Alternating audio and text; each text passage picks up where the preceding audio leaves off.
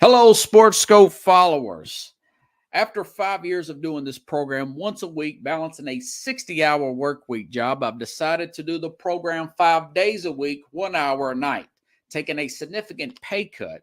So I've started a Patreon page, which is Patreon, Patreon/SportsScope, spelled the same way at the bottom of the screen you see there, for $5 a month, 17 cents a day. You can help support the program. You ask yourself, why Sports Scope? Well, I bring in such big names such as Al Borges, former Auburn offensive coordinator, and I cover the big news in sports that the corporate media will not cover. If you want to contribute more than $5 a month, you can go use the Cash App. The cash tag is Sports Scope, again spelled the same way, or you can go to the Zelle app, sportscope@gmail.com. SportsScope has about 5,000 followers and growing. If you want to advertise on the program, you can email me. The word is SportsScope, spelled the same way again, at gmail.com. Thank you and enjoy the program. All right. Hello, everybody. Welcome to Sports Scope on this 23rd day of September. Big football game tomorrow here in the Tennessee area. Two top 25 teams will play. Tennessee, Florida. Got some big NFL games. Of course, we'll talk about the biggest games in NFL. Mad New Yorker Carlos Chavez is backstage. Also, let's see. We got a message here. Pickles says Sports Scope. Yeah. So let's, without any further review, delay here, let's bring in Carlos Chavez, talk about the biggest story real quick. Ime Udoka has been suspended for the season. A lot of new developments have came about this, including, this is what I read off Bleacher Report. Udoka allegedly made some unwanted comments towards a female staffer, which prompted him to internal investigation. Some Celtic staffers became aware of Udoka's relationship with the woman in July, but thought it was consensual. And, of course, now we know that the owner has stepped in. They have suspended Udoka. And I wanted to play, Carlos, I wanted to play you this from Matt Barnes and the audience, former NBA player Matt Barnes, a guy who is known to be into some crazy stuff. He got into a pretty bad fight with Derek Fisher, former LA Laker. Fisher was seeing his wife. They wouldn't technically divorce at the time. Could have got very serious. He made some comments yesterday, thought this was way over the top by the Celtics. Listen to what he said today. I spoke on Ime Udoka's defense, and after finding out the facts after I spoke, I erased what I posted because this situation in Boston is deep. It's messy. It's 100 times uglier than any of us thought. And that's why I erased what I said. Some things happened that I can't condone, I can't back. And it's not my place to tell you what happened. If it ends up coming out, it ends up coming out. But that was the reason why I erased my post last night, because after I posted it, I got a call from someone who had all the details, and the shit is deep. So, man, praying for everybody involved. Hope everyone gets through this.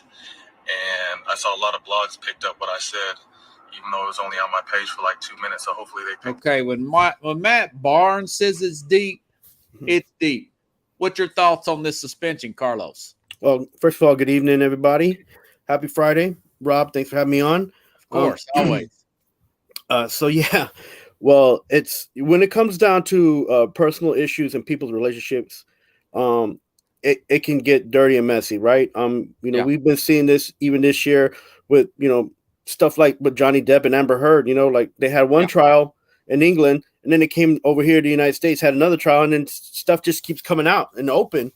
And, so things can get dirty, really fast because we don't know what happens behind closed doors. And it's not for our place to say either. It's for our own livelihood. It's important that we try to separate, what happens outside of our workplace and just go to work and do your job. And if there's relationships that occur there, it tends to always get messy and always be problematic. And it doesn't matter what what kind of business you work in, or what kind of job you have. It's like when you have relationships that are not that are in the workplace, that are they're not consensual and don't start out as a partnership together with somebody you call your partner or your wife, or the other person. Things can get messy, even with those, the byproduct of you working with somebody who you call your partner, your wife. That's a difficult thing in front of other people as well, because you have to have a tough skin and a good relationship with the other person to work side by side with them and play off of each other very well. And that's a difficult thing to do. And I respect those who do it and do it well. But then there's a lot of people who have partnerships and that they don't work out. So, and that's people who, are consensual and, put themselves out there as a working relationship within the workplace. So, you hear this, and we've always talked about this, even when when we were going to school. Man, you don't crap where you eat. Right. My dad used to tell me that all the time. So I don't like. Even I don't. I've not always followed the rules. I have to say. Not that I'm not using explicitives, but Matt Barnes says what he says, because apparently it is a lot messier than we're reading in the tabloids. And I mean, I've heard of multiple affairs, not just one affair, extramarital, and it's a situation that even his partner, his wife, Nia Long, coming out and saying things, she could say what she wants to say, but people already get their opinion set. And this is a messy situation for a team like the Boston Celtics that have been going through a lot and growing pains with the young team. Right. And they believe in this guy, and this coach, he's a good coach. He's really good coach. Yeah. But, and he's under the tree of Popovich. He's a Popovich guy. So, that's it. Look, the Northeast, the Atlantic Division is going to be a little bit different if he's not around for the Celtics. And I feel bad for the team, because he really held them together. And, he's not on he don't play the game, but he did a good part. He did his part, and he did a great job being the coach to those young guys. And, it's bad. It's a bad deal. But what happens when you crap where you eat, somebody got to do the cleanup, so. Yeah, that's true. Now,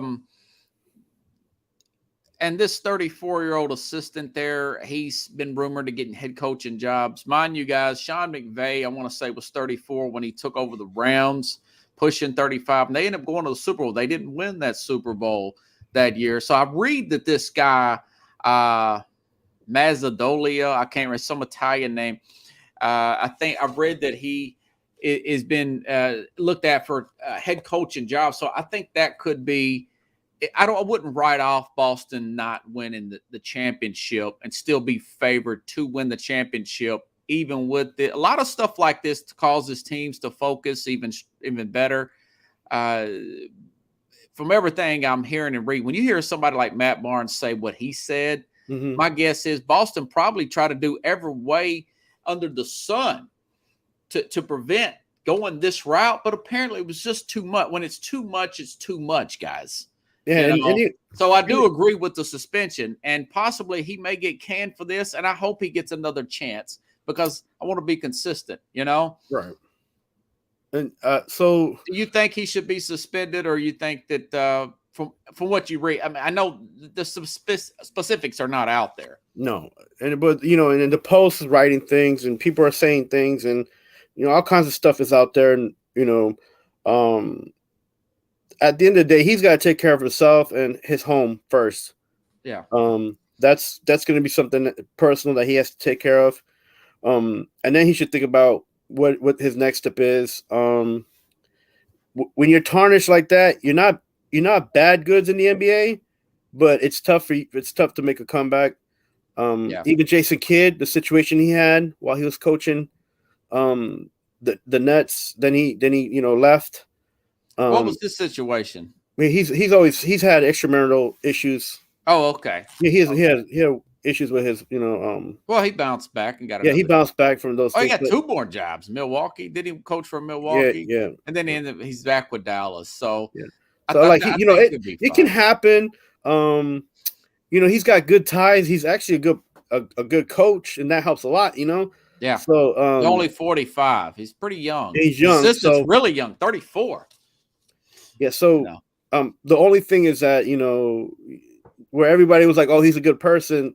Now that gets kind of thrown in the back burner. But again, he's a good coach, and this isn't like Major League Baseball. This is NBA, and NBA is a little bit more lenient on how they do things, and they're a little bit more forgiving as well. So, and also depends on the situation. So, that being said, hey man, you got to be accountable. You're that sloppy with what you're doing, and his wife as well, or a fiance as well, Sneha Long, very attractive. But hey, Sarah Evans' husband cheated on her when she was probably in her prime. So it's hard to say that whole attractive thing works all the time and keeps a guy from going astray or woman or whatever. But it sounds like he made a huge mistake. Hey, man, we all do it. But at some point, you got to be accountable for your actions. Yeah, I've been made accountable for my actions. What difference does it make from a celebrity not being accountable for their actions?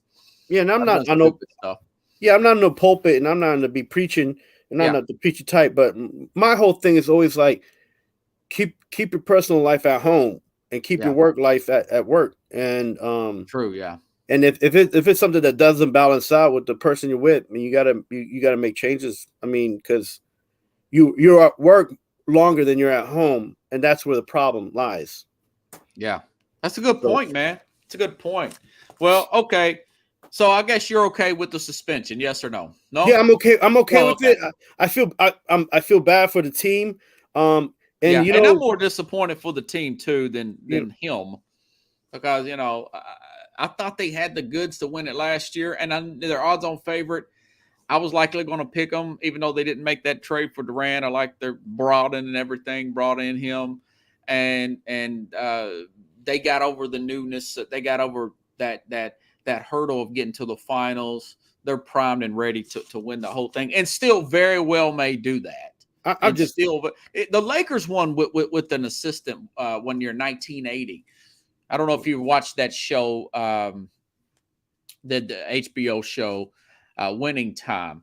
I haven't seen that one with for the Lakers. I haven't seen that one yet. But their head coach essentially had a really bad bike wreck. He was in a coma. The assistant takes over. Kareem gets hurt. I was talking about that yesterday with Jack Hirsch. A 20-year-old Magic Johnson comes in, plays for Kareem in Game 6. They win the finals that year. So it's not out of the question that they can still win the whole thing. No, and it's not the end of the world. It was a blow for me, and I'm not even the Boston fan yesterday. Yeah, that's the thing, because there's so much parity now in the NBA. And so anybody can actually come out, and as long as they go and play hard and get their wins, they have an opportunity. But it's just a disappointment for as a basketball fan, because you're like, man, such a good team, riding a high, riding a wave of coming in and having a few stars on the team, and then you have this situation. Now they'll get over it because there are good basketball players on that team, and they are a good team. They'll get over it, and the problem is a problem, Robert, and that's in basketball, the coaching situation. Whoever replaces him has to have either the same or higher basketball acumen than this guy had, right? Yes, and that's where the problem is going to lie. And then the second thing is that, will the team believe him and will they trust in him for when the third and fourth quarter comes, and they can they have to go get a lead or they have to hold the lead? Will that transition happen, and will those players be comfortable? Yeah, so, Corey says that. Corey's a big Boston fan. Corey, man, I'm sorry for you, but buddy, sorry for your loss. No. But seriously, this is a good team, man. You got a good team, a good young team. You're in a better position than a team like the New York Knicks, who have a stellar coach, just not. They don't have a roster that plays the style the coach does, and it's just not. It's a bad situation, and it's a mixed match. And you're in a better situation, whereas a team can pull together and do something. As long as they believe in themselves and the next coach that's coming in for them. They're probably. I'll add this, and I'll move on. Bring in an older assistant to help out. Bring in somebody in their 50s, 40s. Somebody's been around for a while to maybe help out. That's what I would recommend. I'm sure he's already got somebody lined up to help him out. The new interim coach here. You know who I would 34 though. I'm not trying to make any news or nothing, but you know who I would bring in? Who? Is Allen. Who's Allen? Ray Allen. Oh, is he an assistant somewhere? No, I'm just saying I would bring someone like him, a former basketball player, still kind of young, understands basketball, has high basketball acumen, will energize somebody. And I don't know if he wants to coach. Frank Vogel may join. Yeah, Corey's very in tune with this. Yeah, I know. That's why I don't. Frank Vogel would be perfect. He's got a ring. He's coached in the East. Yeah, but I don't.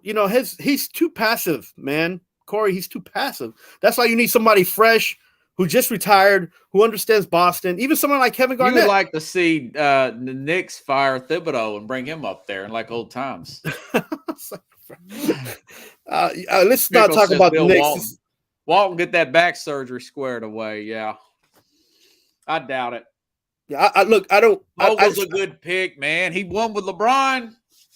You know how overbearing LeBron can be.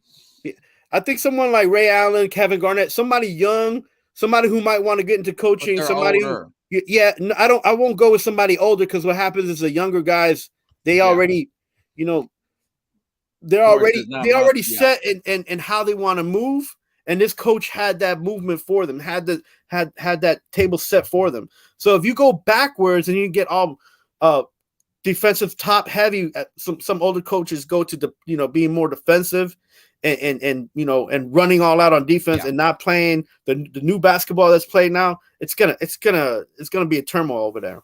I think someone like Chauncey Billups. That's a good choice. I think Billups is coaching somewhere right now. I think he might be helping out. I want to say Minnesota. That name has come up in other places. He's probably working. How about a guy who's coached the Olympics? And maybe you get him to help out for a year. Mike Krzyzewski, just a temporary. No. Don't bring the Olympics. It doesn't matter. He's the Boston Celtics have a formula and a team work the set up, which is like if you took Golden State and you merged it with the Spurs, that's what the Boston Celtics are. And if you can't play like that, if you can't allow those young guys to run and gun and fly up and down the court, it's not going to work for Boston. So, it can't be somebody who's a traditionalist and very, very conservative. It can't. It has to be somebody who's close to their age. The age gap can't be more than 20 years. Well, they've already got a guy 34. The whole point is to get an older voice in there. No, you don't want that. You don't want that for Boston, man. You don't. Man, I would not hire you to run my organization. Listen, the old head comes in when the team is in disarray. Yeah. This is not a team that's in disarray. This is a team whose coach has issues. Yeah, it's a moot point. They've already got somebody lined up.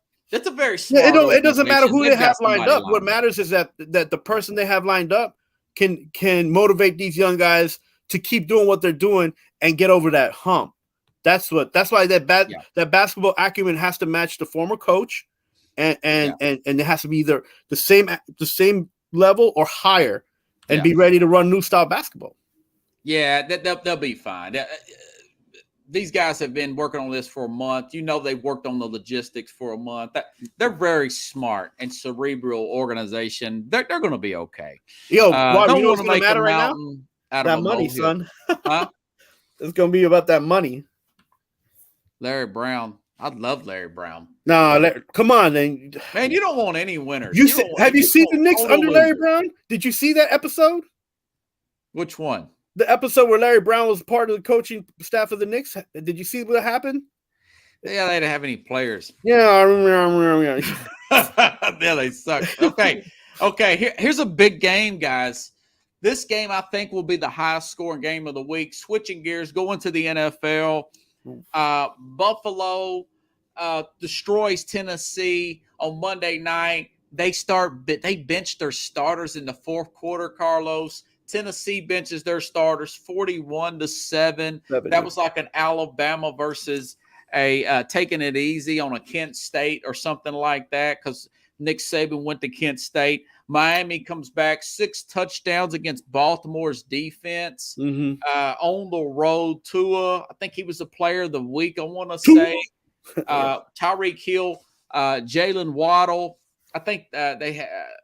There was some kind of record where they both had 6 catches and over 100 yards by 2 wide receivers in a game.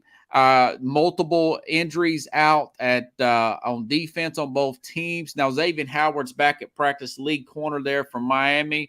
You still got your other cornerback out, Byron Jones. And Armstead is supposed to play, but they're not sure. The Bills have about 4 starters on defense out, include a defensive tackle and a cornerback who was, I think his name's Dane Jackson. Remember they called in the ambulance for him. He's not going to play, but Gabriel Davis is back. Man, the over and under is 52, and the Bills are 5.5-point favorites. I think the Bills win in a shootout, something like maybe like 37-40 to like 33, something like that. What's your thoughts on Bills and Miami? That is going to be a great game. I think it's going to be a great game, but I don't think it's going to be a shootout. I think these defenses are going to kind of balance out the game a little bit more than what happened in Tennessee. And listen, NFL, I said this earlier today on the show with Keith. Yeah. You guys have to – God bless Tennessee, because they just gave you the book on the Bills. The Bills threw everything out on the field, and there's no more and not even a chance to have anything else up their sleeve.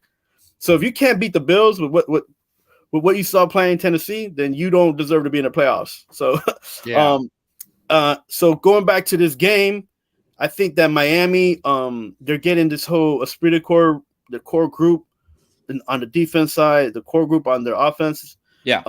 3-headed monster they got going on. It's gonna be a good season for Miami. I think this game is gonna kind of maybe be like the game that we just saw, the Cleveland Browns and Pittsburgh game this past Thursday, where they're just trying to run the ball, trying to fill each other out, and they're coming off of really huge games. So as much as the energy level is high, are they really gonna run? Are they gonna come all out and score all those points? Are they going to have the energy? I mean, this is the 4th game of the season, right? So it's the 3rd game now. Armstead, the third game. Yeah, I think he's going to play. Now, mind you, Von Miller is now with Buffalo, and last year, I'm going to note this to the audience. Last year, Buffalo beat Miami in Miami. This was early in the season. First 2 or 3 weeks, they always play in Miami for whatever reason, right? And they play 2 games. They end up beating Miami in Miami like 35-0. I mean, that's how bad it got last year. I don't think that's going to be the case this year. But Buffalo, to your point, does have a really good pass rush, and Tua is a fragile player. That's my only concern if I'm a Miami fan. Yeah, I mean, I see this a close game, maybe 27-24. You like Buffalo or Miami? Because I see a lot of mistakes. I see a lot of penalties. I see a lot of, just they're going to grind out this game, man. It's a divisional game for them. None of them can afford to lose this game. So I think the strategy is going to be a little bit different than just airing the ball out. And I think that Miami will just grind it out and beat them by Miami wins? Miami win. I feel like Miami win, and I feel like this game's going to be like this. I'm just writing it down so next week we'll know. Last week, I'm not sure. I know you had Penn State last week, and you got me there. Auburn, Penn State and Auburn, yeah. Yeah, you had that in the Auburn. I almost had that Liberty Wake game. Oh man. I don't even think we talked about that one. Yeah, I was ready to celebrate, and then all of a sudden, tide turn and Wake woke up a little. Wake woke up. So okay, Carlos likes Miami. I like, of course, the Buffalo Bills. Yeah. It's gonna be a great game, man. It's Did you ever see that movie, The Program? Yeah. I mean, it's an old movie. Come out in That's an old movie, man. Yeah. He talks about the downsides of college football and the high stakes. Very, very steroids accurate. And all that. Steroids and gambling, and not gambling, but paying players and all this under the table. That's a cold classic, man. A lot of people don't bring that one up. I love the program. It has Omar Epps, I think. Yeah, Epps, yeah.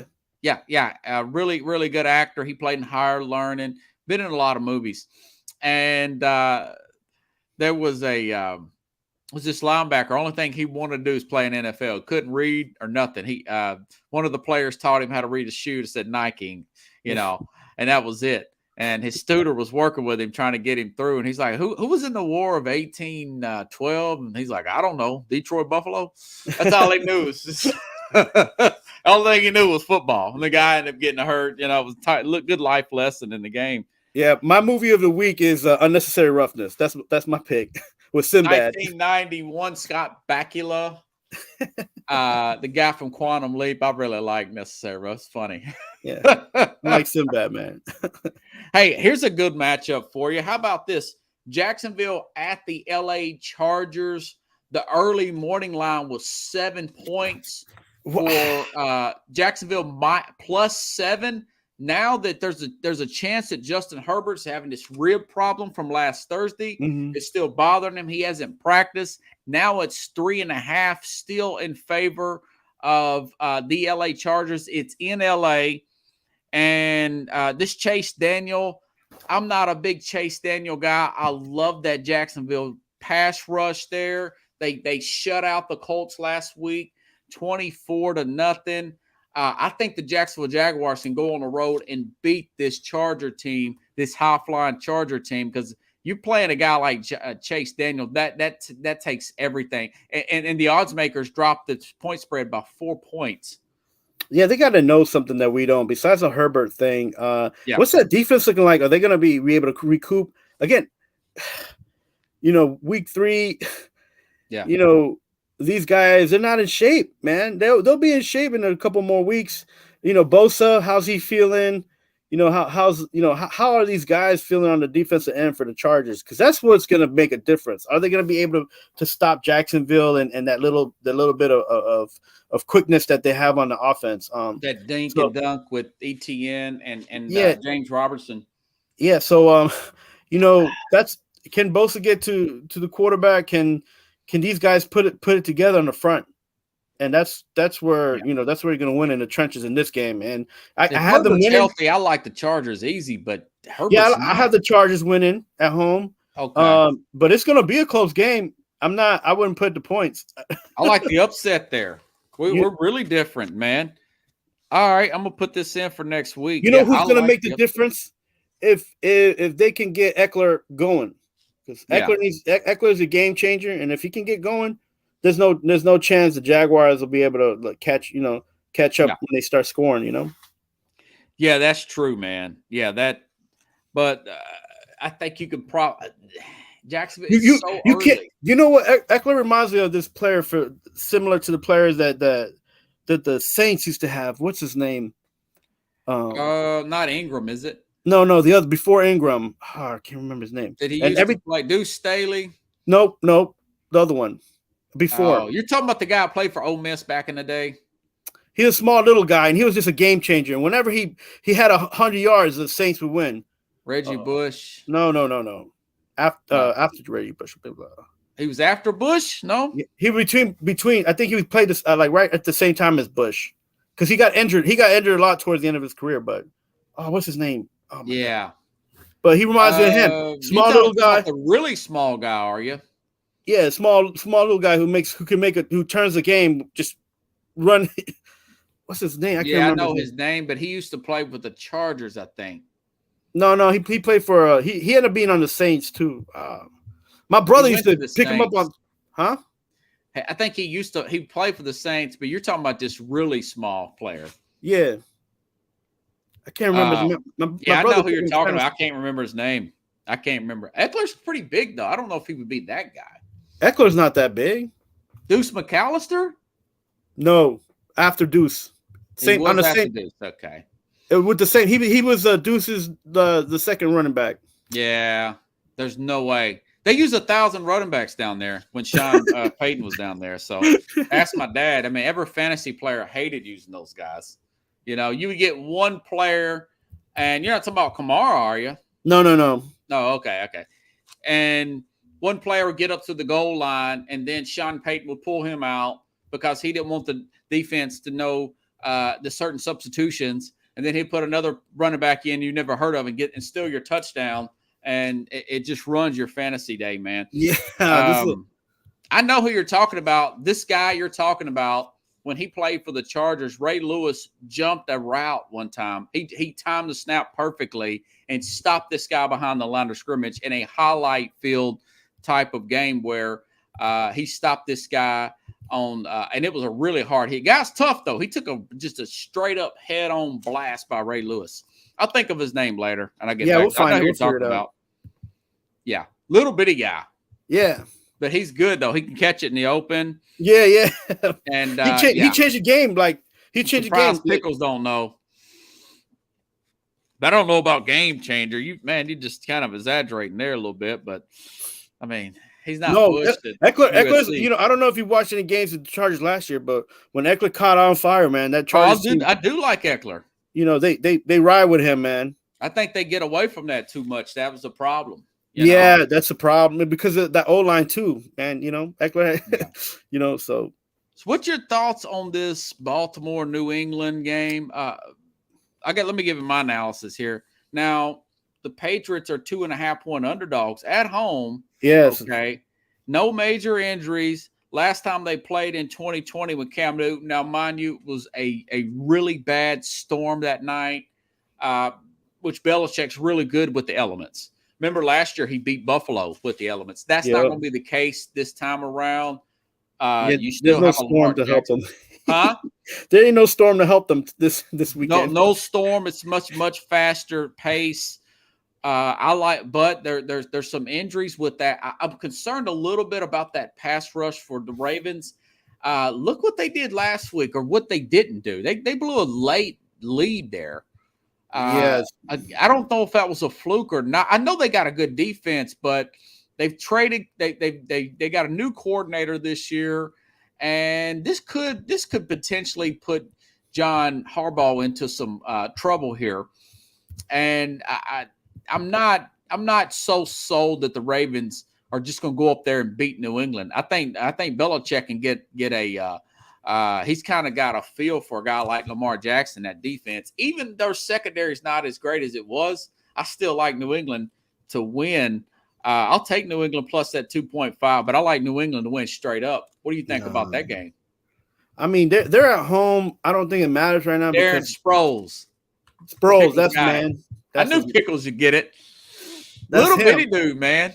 Darren Sproles. Yeah, that's what Eckler reminds me of right there. Yeah. He's a lot bigger than Sproles. Okay, so what's your thought about this?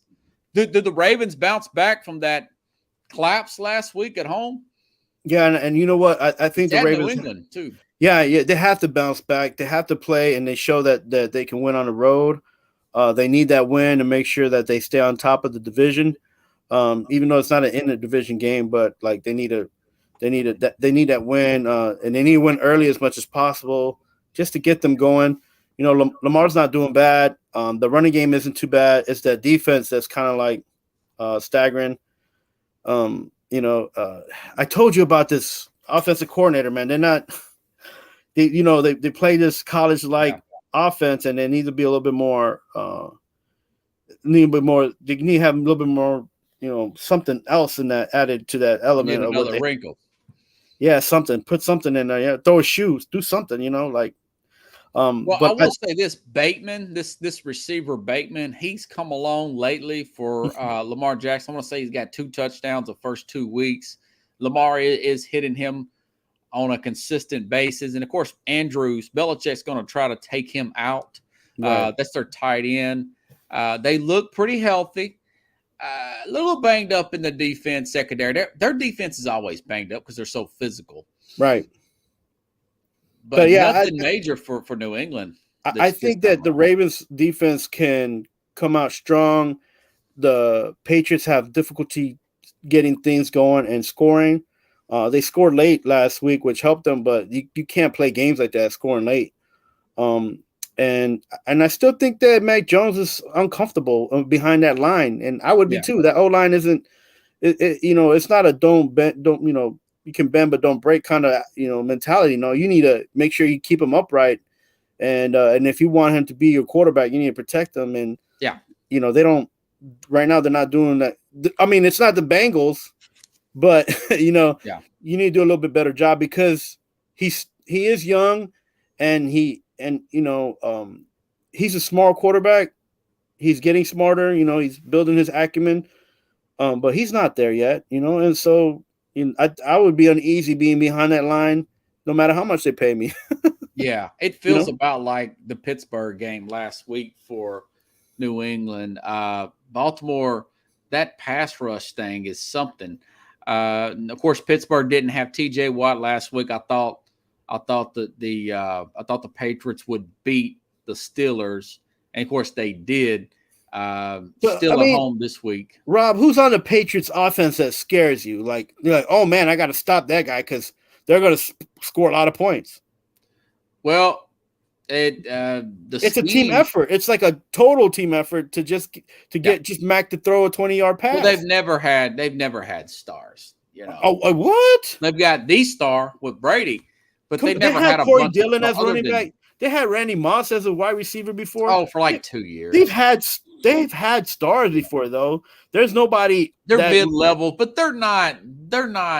I'm not saying superstars. I'm not saying like you're gonna sign this guy and he's gonna be there for 10 years kind of stars. But the Patriots have always had some kind of like wrinkle in their playbook, and they don't anymore. And now they don't even have a consistent coach calling plays because they don't so that has a big effect on what's going on. Yeah, and they could very well beat New England with the right game plan, but there's something about that pass rush. Baltimore, they got a guy like Calais Campbell who's 34 years old on the defensive line, and I didn't know they were still using him, but they are, and they've let some players go. Now, remember, Joe Burrow destroyed that secondary twice last year. I know they had some injuries. Joe Burrow has Higgins and Jamar Chase. Yeah. The Patriots don't have a Higgins or a Chase. We'll see. Can you? I think the Patriots squeeze it. It ain't gonna be a fun game. Can you name 3 offensive players on the Patriots team? Oh, please. Nelson Aguilar, Kendrick Bourne, Hunter Henry, Jonnu Smith, Jacoby None of them Myers. are playing this year. That was last year's roster. That's this year's roster. I'm just messing with you.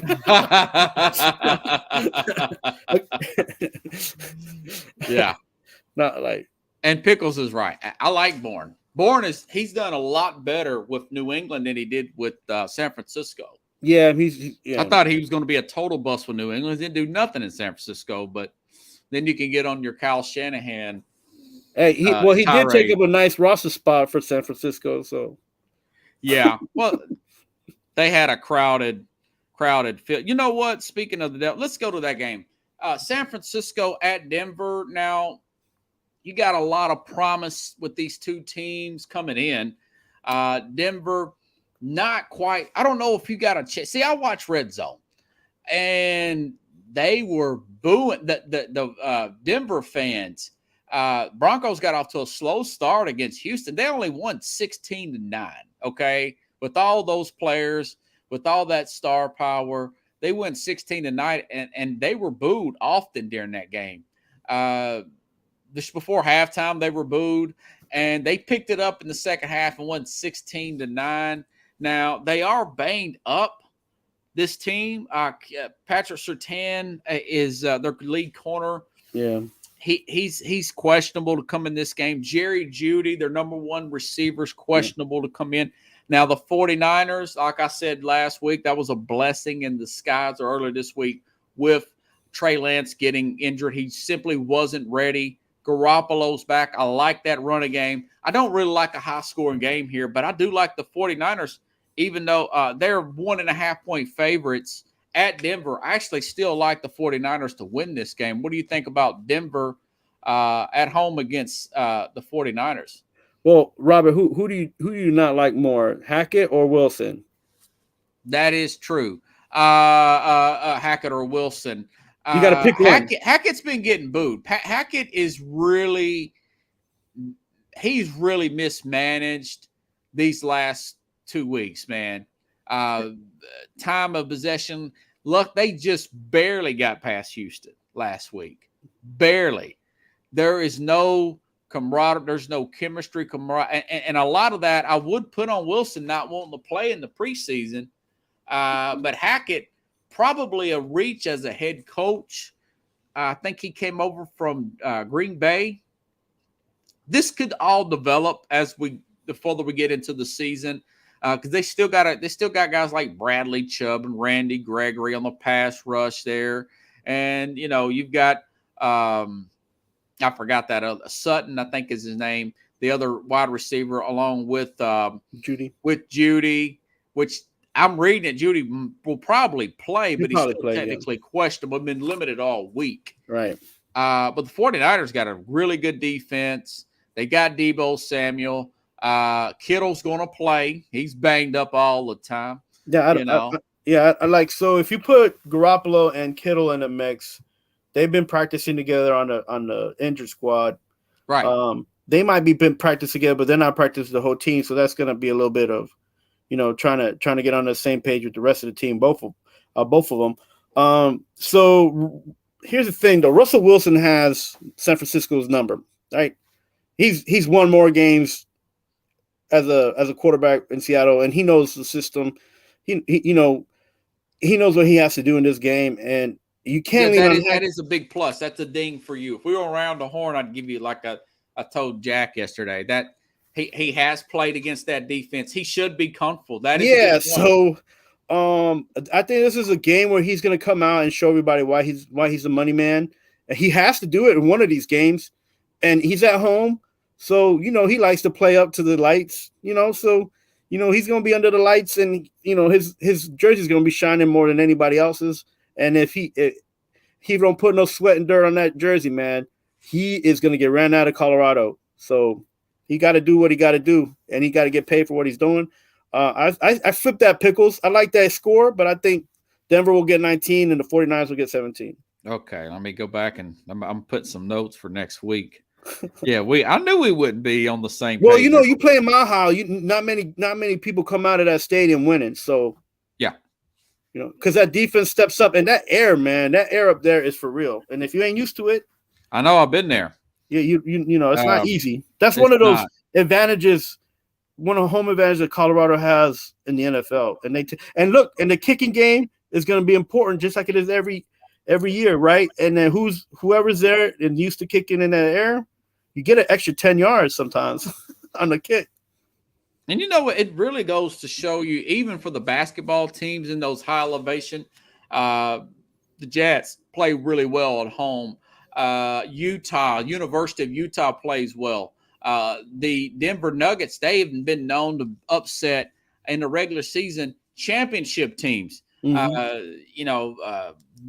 The Lakers back in the day, they beat Shaq and Kobe when they were in their heyday. They called Shaq. I've seen Shaq huffing and puffing trying to get some win there. So and Carlos Rogers is making them look bad. Remember that? Yeah, man. So that's no exaggeration. But when you got a team that's together like San Francisco, the Shanahan system will fail. Well, the odds makers say that the 49ers are 1.5 point favorites on the road. So really they're like 4.5 point, because you usually get three for right. being at home. Right. So I'm with the odds makers. I think the 49ers go to there and beat them in a low scoring game. That's probably 19-17. Yeah, that's I'd rather watch paint dry. 21-24, something like that. Yeah. Yeah. But those are big name teams, man. It still is the third game of the season, people. Relax. Yeah, that's true. So we ain't going to the Super Bowl yet. Come on, man. Let's go Broncos. The Super Bowl. Okay, Jacksonville, Miami. We did Miami. Let's do Minnesota, Detroit. Detroit. I didn't put that on the list, but Minnesota played on Monday night. Detroit has a really good running game, and they have a good offensive line. I would take Detroit. Even I don't care if it's played in Minnesota. I think they beat Minnesota up there last year. One. There was very close. 1-1. Yeah.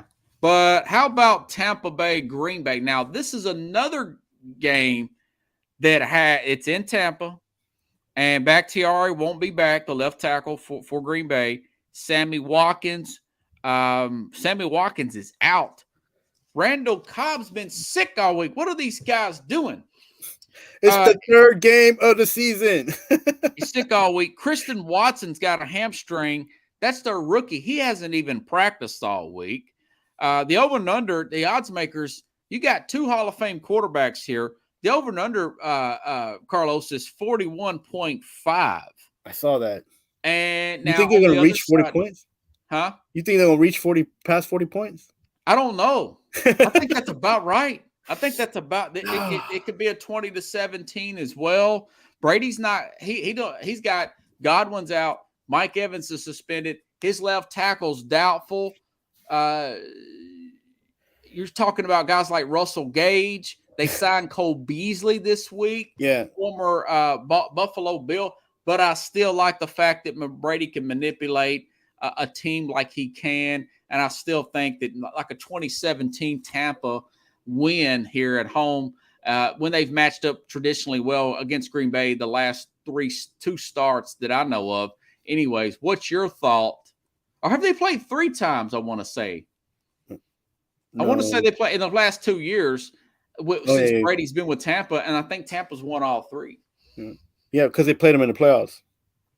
Yeah, and Tampa won that. So I see Aaron Rodgers doesn't have any tools, so he's going to have to pull something out of his rear. Yeah, and he's not good at that. He's not Tom Brady-ish like that, where he can just kind of try to manipulate a game. No. So Watkins being out is a huge deal because he was actually building up a little relationship with him. Yeah. Even though I think Watkins is past, he's a little bit done, but I give him credit for coming back. And he lost a little bit of weight, so that helped him a little bit too. Because the Giants are going to make him a tight end. So right. I have Tom Brady scoring about 21 points, and I have the defense scoring a point. Oh wow, because that's probably right. Because that defense is really hot. They'll probably pick off whatchamacallit. Yeah, and because Aaron Rodgers is going to try real hard, and as long as they run the ball, they'll be okay. But if he starts trying to throw the ball and as long as they don't get in no 3rd and long situations, they're going to be okay. But that Tampa Bay defense, that coach got them playing right. It's I will say this about Tampa: their run defense isn't quite as good this year as it has been in the past. Zeke Elliott had over 5 yards a carry. The Saints had them beat, but they would run like a 10-yard running play. The Saints would, and the running back would fumble the football. And you had Jameis Winston doing Jameis Winston things. He had 3 interceptions. Throwing it right to the other guy. He's not a good deep ball thrower. He's not Kyler Murray. So that being said, I still, like you said, the defense still could. They got their secondary is much better. Faster. Yeah, faster. So, they're more connected as a unit. And Aaron Rodgers likes to air the ball out. So yeah, he'll get frustrated. Yeah, and he could throw a pick. Yeah, I don't think it's going to be a great game, but you got those 2 big names. Had to go with it. How about Indianapolis at Kansas City? Now, Indy desperately needs a win. They were shut out last week. Yeah, they're at home against Indy. Yeah, Kansas City is at home in the Dome. No, the Colts are in the Dome. I think it's at the Colts. Yeah, Kansas City's at the Dome. I called it home because the Colts can't beat Kansas City, man. Right. Like, come on, man. And they've had 10 days to prepare. Mm-hmm. Pittman's going to be back, but their linebacker's not there still. Darius Leonard, Shaq Leonard, he's not going to play again this week. What's the spread on? I forgot the spread on this one. 5.5. Yeah, because here's a problem. This might be a trap game, and I say that because they're playing indoors. Matty Ice has to be Matty Ice sometime soon. He can't just be playing blasé for the rest of the season, right? And this is their home opener too, so they're very desperate. They have exactly. Desperation breeds a lot of competition. Yes. So this might be a trap game. Kansas City has to be careful.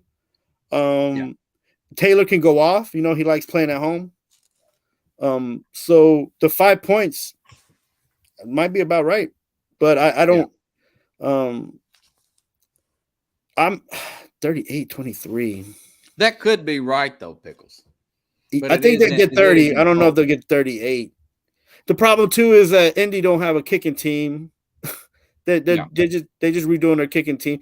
There's a lot of stuff going against Indy at home for their opener that you might have hit that point right there, that score right there, Pickles. Yeah. Yeah. But they might get booed at home, man. Only way they have a shot is Jonathan Taylor just have a huge game. Yeah, huge. Just give him the ball, let him run. 190 yards, 3 touchdowns. Mahomes gets greedy. He turns uncharacteristically turns the ball over, and maybe the Colts win a late field goal, something like that. Kansas City's known to lay eggs like that and be sloppy on the road. Yeah. They were like that against Tennessee. I beat 27-3 last year. But extra days to prepare like that, I don't know. I really like the way Mahomes is playing this year. I mean, he's disciplined like nobody's business, man. It's probably a 30-24. They cover it by an inch, Kansas City type of game. But if you're the Colts, you want to keep it much lower than that. Yeah, I mean, you like 24-17. You got to run the ball, and Matty Ice got to throw a couple 30-yarder plus passes, man. You got to stretch the field somehow. And the problem here, and that people forgot to talk about, is that Kansas City has rejuvenated their defense. So their defense is younger and faster now, so they can handle the deep ball. Yeah, they're okay stopping the run, but Jonathan Taylor's just gonna have to work hard. So, this will go to Kansas City for sure, and they'll win that game. It's just by how much. Okay, since I'm out of Nashville, but a lot of people's been talking about the Titans and all their injuries, and then the Vegas blowing that 20-3 lead at home like that. But now the Raiders have injuries. Now Hunter Renfrow won't play. Josh Jacobs, another guy, got sick. He didn't fly with the team. He's going to fly separately. They have a linebacker. This Perriman guy's out. He's a Pro Bowl level player, but their offensive line's intact. They still have Devontae Adams. They still got Waller, and they got Derek Carr. Titans won't have Taylor Lewan. He's already been ruled out. The guard from last year who blocked beside Taylor Lewan, the left guard, he's a Buffalo Bill now. Bud Dupree's not going to play. Tennessee, I was going to pick Tennessee early, but there's you're saying Tennessee has no pass rush, and you're putting Derek Carr versus Ryan Tannehill. Carr with bigger stars on his side, even though he's on the road in a short week. Derrick Henry would have to have 200 yards this week, and I don't know if he's got the blocking to do so. He had less than 20 last week against Buffalo, even though they only played 3 quarters. I can't see how Tennessee wins this game. I like the Raiders, man. Tennessee's probably going to go 0-3. I like Tennessee for 4 days, dude, and now it's Friday. So now I'm saying, there's too many injuries, man. Let me bring you back to reality. Smack. You know that Vrabel and McDaniels, they know each other. That's true. That's true. So there's nothing that McDaniels can throw out there that Vrabel hadn't seen. Yeah, that's a Belichick, apple there. They don't fall far from the tree. So Vrabel's more of a motivator than McDaniel is. So yeah, if any of these guys come out young, they're going to come out hungry, which is what Tennessee's been trying to do, is get younger. So these guys are replacing, the guys that are hurt, like Bud Dupree and all these other guys that are missing. Yeah. They're going to come out hungry, man. And if the Raiders, they don't make those completions, and they have Waller blocking for Carr and not being a part of that offensive power juggernaut that they have. Yeah. Because McDaniel plays a little bit of that 3 tight end set, which he shouldn't. But then they're not gonna win this game. So Tennessee's gonna be able to score a little bit more, and they still have Traylon Burks that they're trying to get on. They have Woods. He hadn't had an opportunity to break out yet. This is a good matchup because their secondary is not that strong, right? No, that's true. The Raiders only have one good secondary like player out there. And then after him, they're kind of like scattered. Yeah. So, you look to see Tennessee stretch the field. They got good tight ends, the younger one and even the one that coming out. Austin Hooper. Yep, they'll stretch the field, and then Henry will have an opportunity to make a few runs. This is going to be a slow game, and both teams are going to grind it out. But I think Tennessee will come out on top. They have to win, and they're at home. I got you. And Vrabel's going to have them, come back. Okay, well, you Waller Pickles. You think Waller will get 15 targets? I think he gets 5 because McDaniel keeps putting him as a blocker, and he's more like Graham than he is Shannon Sharp. So, I wish he got 15 targets. He's on my fantasy league. You have him on your fantasy team? You love Darren Waller. You know what it is he's a good player. Yeah. I like him. I liked him last year in the scheme that they had playing him, but with Gruden before, and then Bisaccia, but then now McDaniels is a different scheme. So right. You got to protect your quarterback, which is, I don't know. Okay. Let's go to this big college game. By the way, everybody, tomorrow I will be doing a tailgate pretty close to the stadium. Austin Jabal, do you remember him for going to Tennessee when you worked at the Burrito Bar in Knoxville in 2004? Whoa! You know Austin? We go to church. We used to go to church together. He's asked me to come. So how crazy is that? Yeah, it's a small world, brother. I told him. I said, "You're friends with Carlos, my friend from Austin P on Facebook." And then he said, "Yeah, he used to." Used to hook us up at the Burrito Bar there. Oh, but Justin, yeah, man, that's my bro. And Monkey, man. Tell him to ask about Monkey, man. That was my little. Maybe I'll bring him on and he'll talk to you tomorrow. Carlos is going to be there. I'm going to try to get as many names I can. Various tiers.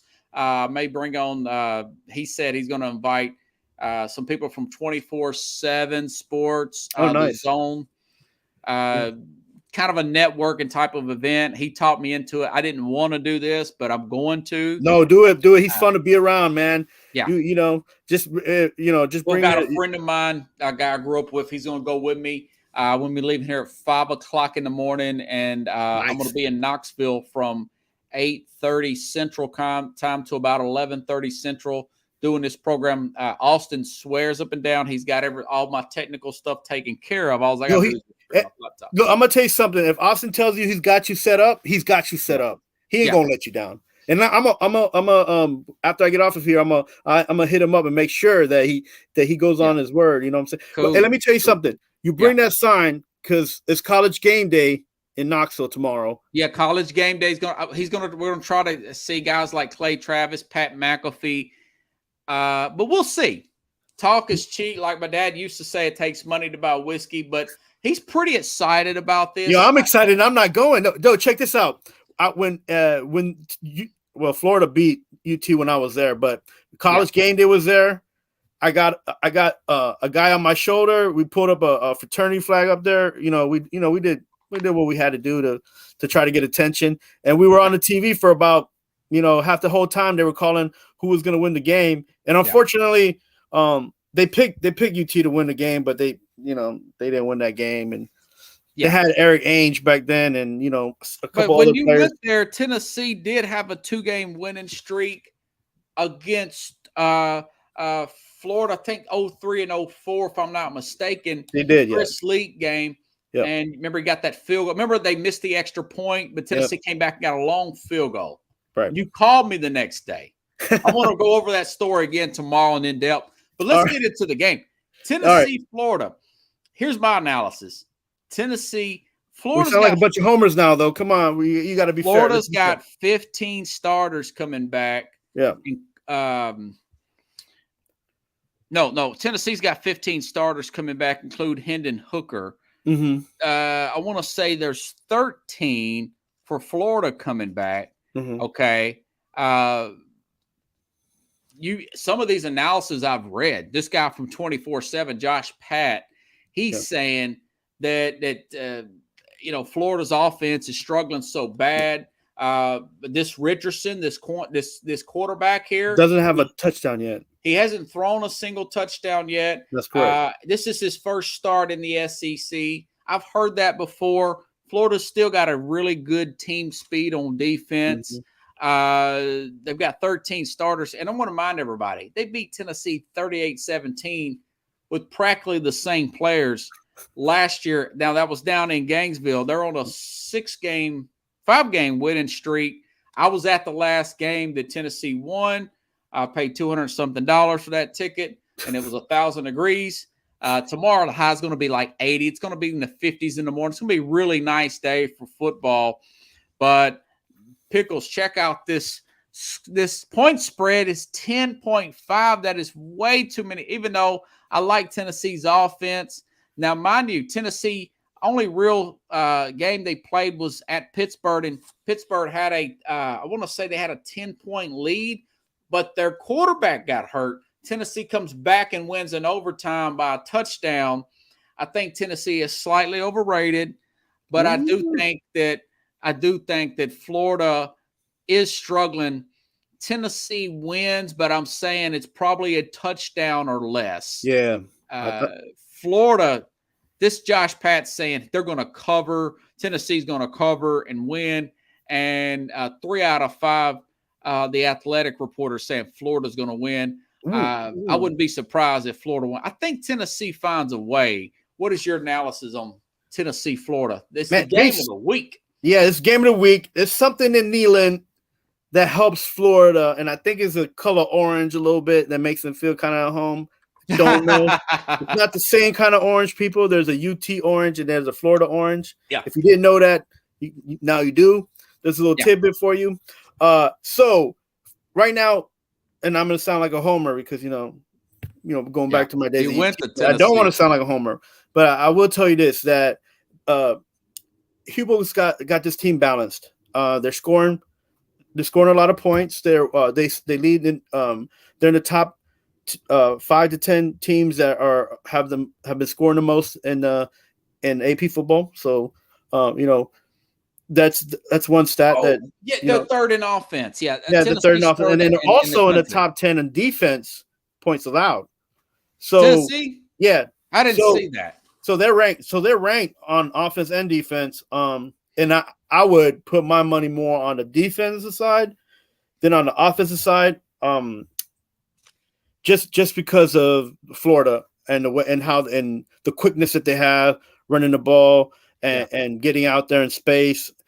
He might not have the quarterback might not have thrown a touchdown, but he is talented, and maybe he will break open on this game, and I'm hoping not. But if he does, it's going to be closer. Like you said, it's going to be one of those games that's going to be close, and I think it is going to be close. But it's at home. That defense is just rock heavy, man, and defense wins games. They're going to win in the trenches. Tennessee's going to be coming on top.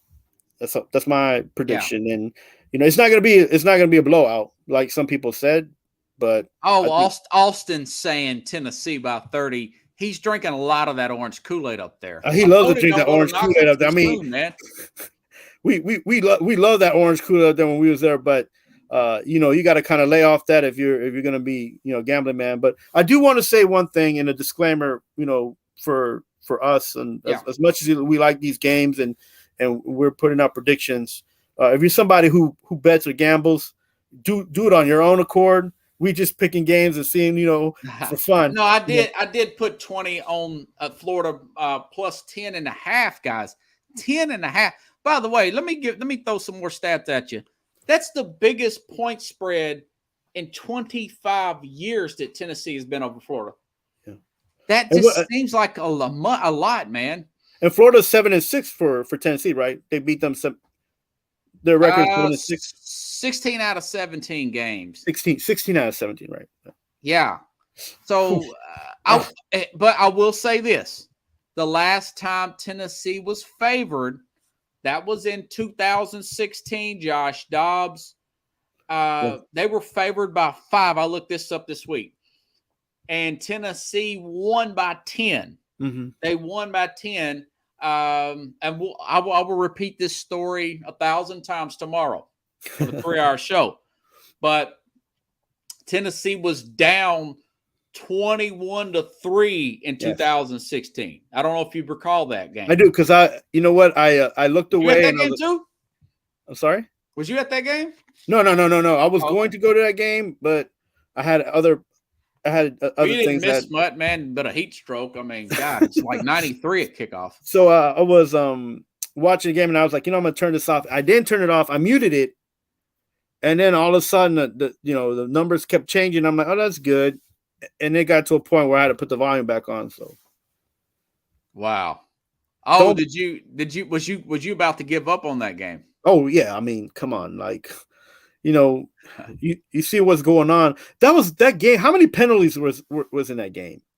I don't remember. All I do remember is my friend Kevin went to Austin Peay with me. Kevin Carroll. I called him Coach Carroll. I used to call him Pete Carroll. The blonde head with glasses?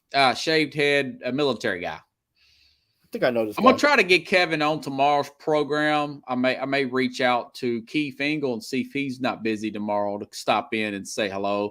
I hope you can come on at 9. You'll be my first guest. Al Borges. He's working the Michigan game.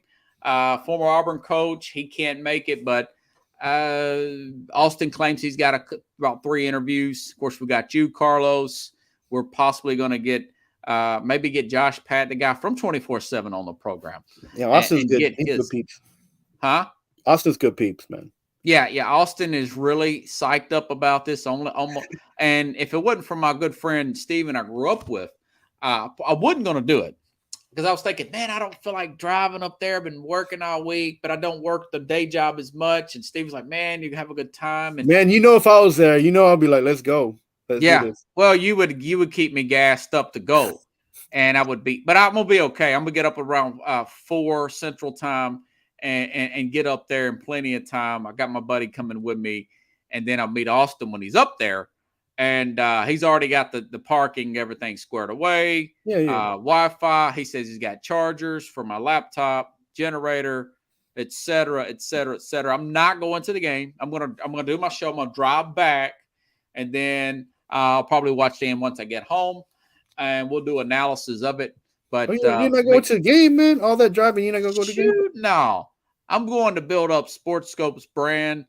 And I want to watch this game, and I'm going to record the game in case I get home too late. And I'm going to watch it, probably get some Chinese or something, and probably watch it on a little bit of delay so I don't have to deal with the commercials. But that game, Kevin almost got into it with a guy. People were clogged in like sardines. The guy's knee was in my friend's back. Oh. I was really hot in that last game. Had to go step away because it's really, really hot. It's like 93, man. Yeah, you up there. So Neyland Stadium, for people who don't know, it's 110 standing, 110,000 with standing room. So it's like 100 and maybe 102,000, and then you have the other standing, other 8 standing. So 8:30 Central Time, Pickles. 8:30 Central Time. I'll be live. I'm gonna try to get Keith to come in. Do you know if Keith does any Saturday shows? Maybe one or two. I know he does that vlog. He does that vlog on Saturdays. So yeah, I'll ask him if he can't make it. I'll just interview people from around the way. This is what we talk about, building SportScope brand over back in May when you were here, Carlos. And when Austin called, I thought about you talking about that, how John Boy Media built his brand up there. So this is my first to do this. It's going to be a lot of fun. The weather's going to be great, by the way. Yeah, man. It's going to be clear. It's going to be. Do you want a ticket? Maybe I could get you a ticket, man. Man, I do not want to go to that game. Okay, go back to the other game. Okay. All right. So it's really hot. I walk back towards the concession, and the third quarter starts. I come back. Everybody left our section. It was just me, a couple of diehards, and my friend Kevin. We had plenty of room on the bleachers, And then here comes the comeback. Kevin's like, you're going to miss the comeback. You're going to miss the comeback. And Tennessee went wild in that second half. Guys like Jawan Jennings, who's playing with the 49ers now. Kevin, what's his name? Derek Barnett, who plays with, Pax should know him. He plays with the Eagles. He got a lot of big sacks in that game, a lot of big plays by Josh Dobbs. And it was long touchdown after long touchdown. And Tennessee wins by 10. So you're down 18 and you go on and win by 10. That was a lot of scoring there. Yes, Pickles, 8:30 a.m. Central Time. Pending on Austin not screwing things up. I don't think he will. Worst case scenario, Pickles, I'll be doing it from my phone. I have my stand here. I could do it that way, Carlos. And I know my phone battery is good for a while. So I think everything's going to be okay. Man, I'm sorry. I'm thinking about making a trip down there. If you could do it, dude, I'd love to have my boys with me. If you could snap your fingers and be down in Knoxville, that would be pretty cool. I think it's going to be pretty good, though. I was a little afraid at first, but more I talk about it, it's going to be fine, and it's going to be fun. Yeah, and those games in Knoxville, man, they do it right, with the band and the parade. Yeah, they're constantly playing. Yeah, it's dun, dun, dun. And I'll do some previews here for you. Those of you who follow me on TikTok. Of course, I'll put that on my Facebook and get some pictures of Neyland just to let you guys know I'm not pulling your leg. I'm gonna be up there. Now we got to see you on College Game Day, man. Put your little scope. Yeah, I don't know how I'm gonna get. Maybe he could figure out. He's invited some people from 104.5 The Zone, which is big radio outlet here in Nashville. Outkick. He's reached out to Barstool, but Barstool charges for that. Yeah. Point spread. Vandy beats the spread versus Alabama. I don't know what that is. If it's under 100, maybe. Well, I will see you tomorrow, hopefully 9:30 it's Eastern time. Everybody stay tuned.